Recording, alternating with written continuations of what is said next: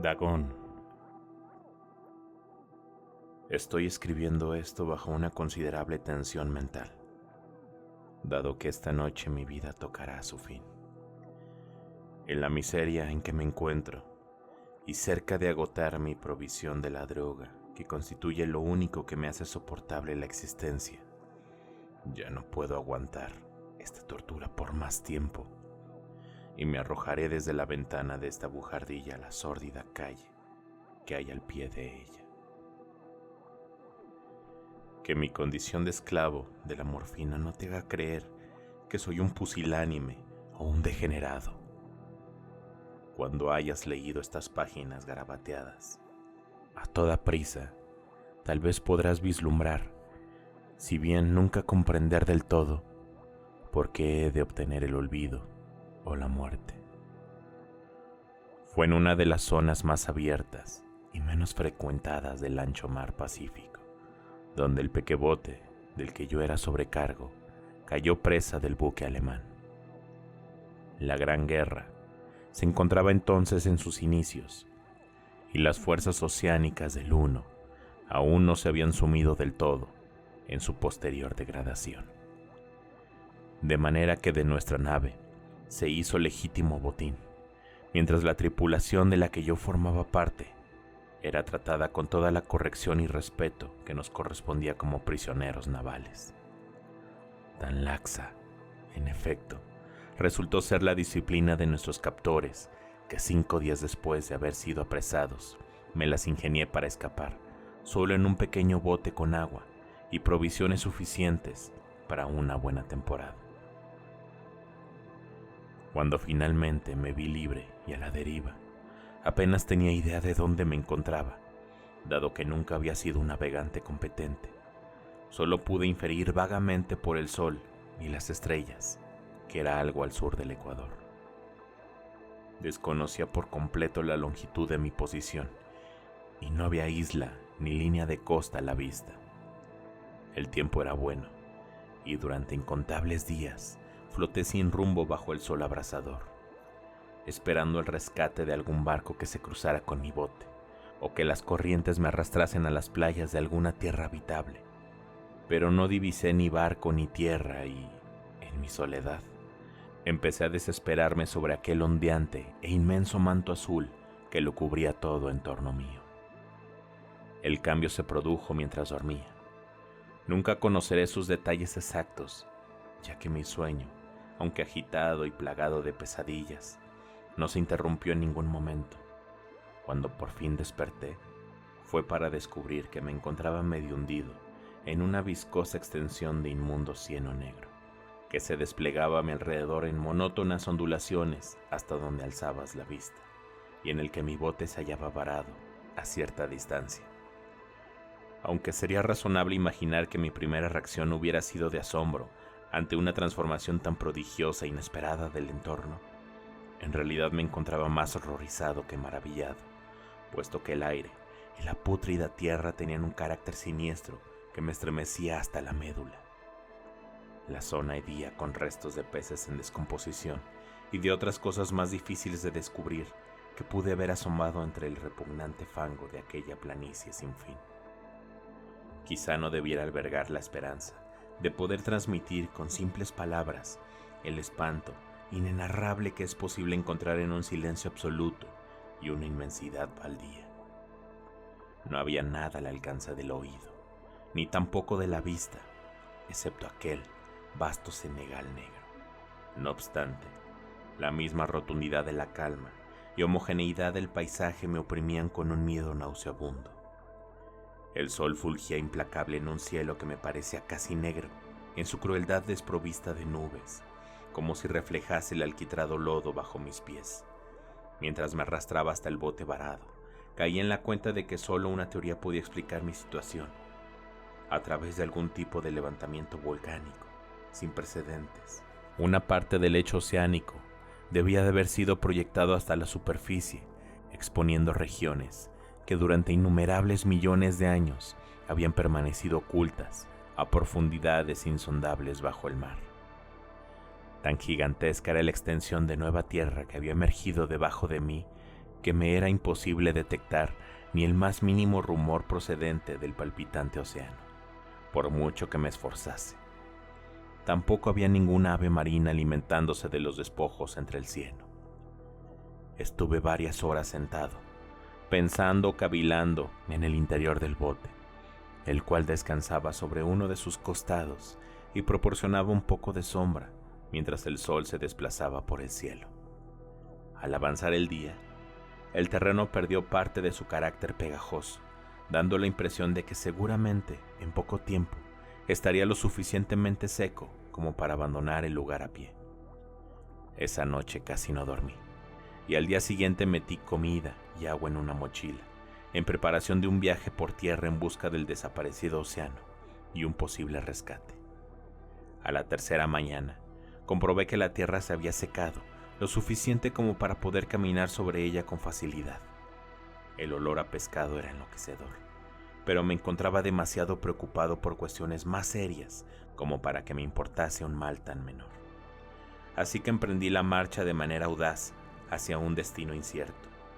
Durante toda la jornada, avancé sin cesar hacia el oeste, guiado por un montículo lejano que se elevaba a mayor altura que cualquier otra elevación del ondulante desierto. Aquella noche acampé y, al día siguiente, seguí viajando en dirección al montículo, a pesar de que el objeto apenas parecía encontrarse más cerca que la primera vez que lo había divisado. Al atardecer alcancé la base del montículo, que resultó ser mucho más alto de lo que me había parecido desde la lejanía, pues un valle intermedio acentuaba su relieve respecto a la superficie general. Demasiado cansado como para iniciar la ascensión, me eché a dormir a la sombra de la colina. No sé cuál fue el motivo de que esa noche tuviera sueños tan delirantes, pero antes de que la menguante y fantásticamente gibosa luna se hubiese elevado muy por encima de la llanura oriental, desperté bañado en un sudor frío y decidido a no dormir más. El tipo de visiones que me habían asaltado eran demasiado horribles como para soportarlas de nuevo, y bajo el resplandor de la luna vi lo poco sensato que había sido viajar de día. Sin el cegador azote de los rayos del sol, mi viaje habría resultado menos agotador. De hecho, me sentí entonces con sobradas fuerzas para emprender el ascenso que me había disuadido de continuar a la caída de la tarde. Tras recoger mi mochila, empecé a trepar hacia la cima del promontorio. He mencionado antes que la monotonía ininterrumpida de la ondulante llanura me provocaba una vaga sensación de horror, pero creo que sentí uno aún mayor cuando coroné el montículo y mi mirada descendió por el lado contrario hasta una cima o cañón de dimensiones descomunales, cuyas oscuras hendiduras la luna todavía no había iluminado al no encontrarse a suficiente altura en el cielo nocturno. Me sentí en el fin del mundo, asomado a un caos insondable de noche eterna. Por mi aterrorizada mente pasaron fugaces reminiscencias del paraíso perdido y del espantoso ascenso de Satanás a través de los reinos informes de las tinieblas.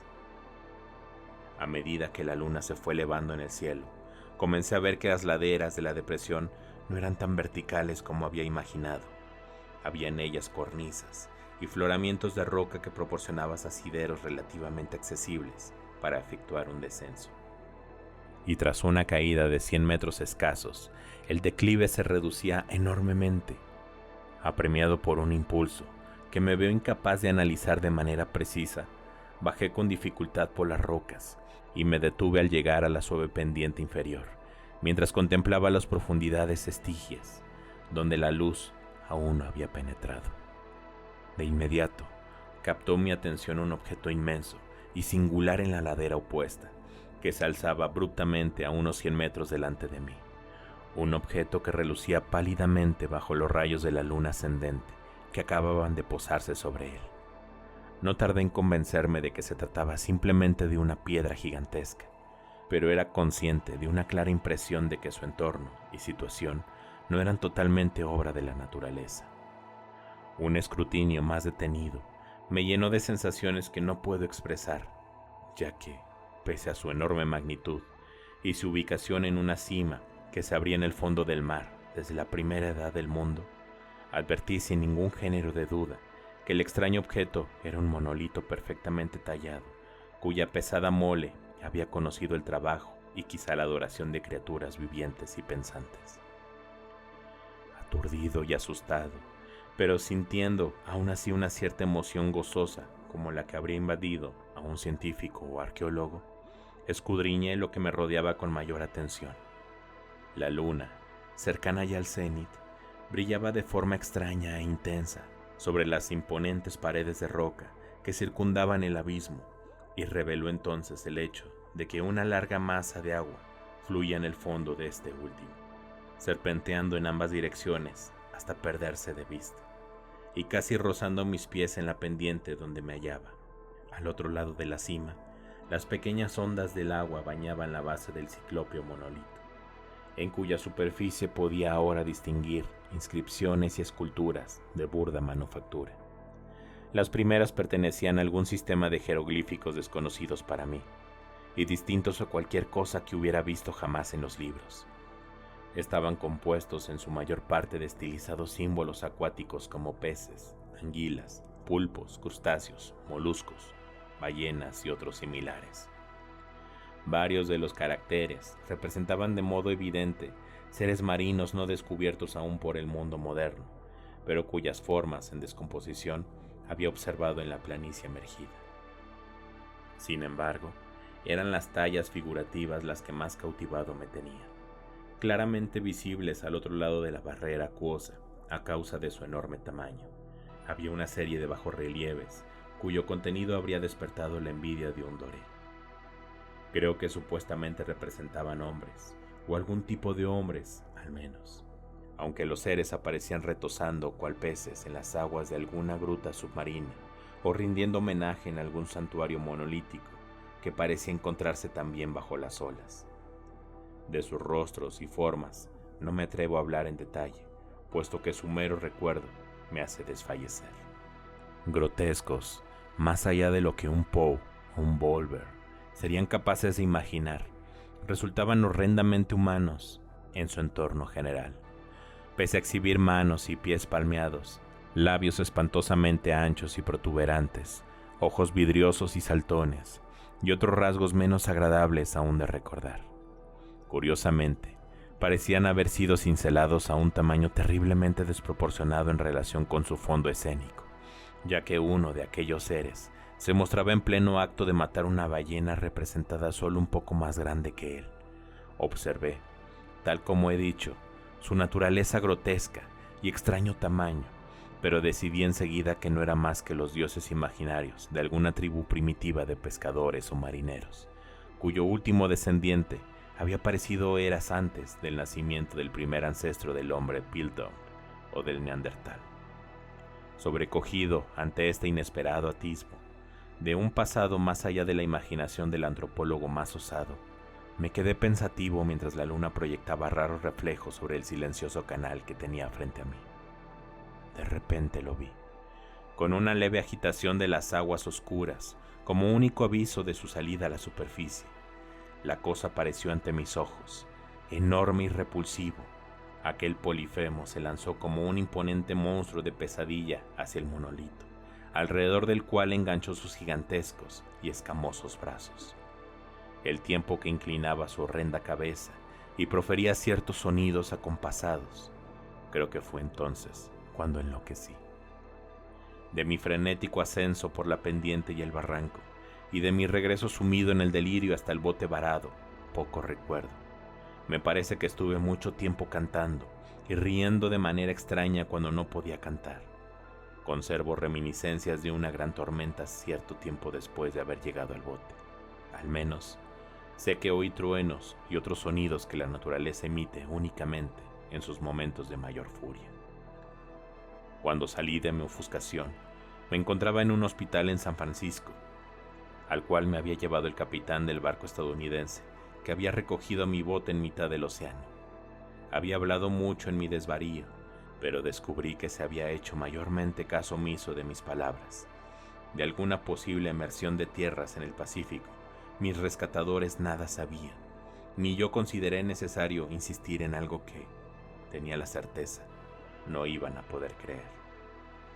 Una vez busqué un etnólogo de renombre y le entretuve con peculiares preguntas sobre la antigua leyenda filistea de Dragón, el dios pez, pero advertí enseguida que era un erudito irremediablemente convencional, por lo que no persistí en mi inquisición. Es durante la noche, sobre todo si la luna está gibosa y menguante, cuando veo aquella cosa. Probé con la morfina, pero la droga solo ha proporcionado un alivio transitorio y me ha atrapado entre sus garras como a un esclavo desesperado. De manera que pretendo poner fin a todo esto, tras haber hecho una completa exposición por escrito de lo sucedido, para la información o diversión desdeñosa de mis semejantes.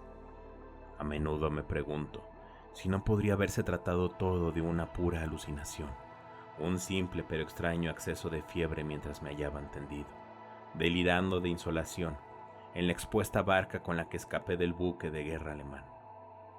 Pero, siempre que me planteo esto, aparece ante mí, en respuesta, una visión terriblemente vívida.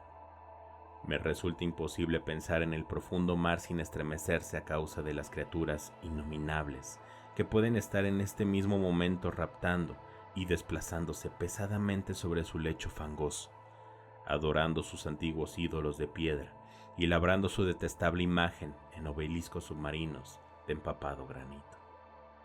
Sufro pesadillas con el día en que tal vez surjan entre las olas para arrastrar tras sus pestilentes talones los restos de una humanidad endeble, exhausta por la guerra, con el día en que la tierra se hundirá y el tenebroso fondo del océano se alzará en medio de un caos y confusión universales.